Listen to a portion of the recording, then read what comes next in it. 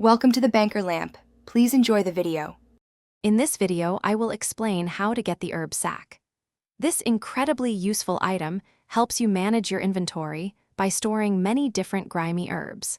It can hold up to 30 unique types, with a grand total of 420 herbs, making your farming and monster slaying trips much more efficient. There are two primary ways to acquire this valuable item. You can either earn it by playing the Tithe Farm minigame, or you can purchase it from a Slayer Master. Both paths require dedication and meeting certain skill levels, so choose the one that best fits your current account progression. For the Tithe Farm method, you'll need 100% Hasidious favor and at least 34 farming. Head to the Tithe Farm, plant Galavanova seeds, water them 3 times, and then harvest. Deposit 100 fruits at a time for bonus points. You'll need 250 points to claim your herb sack. If you prefer Slayer, you can buy the herb sack from any Slayer Master for 750 Slayer points, provided you have 58 herblore.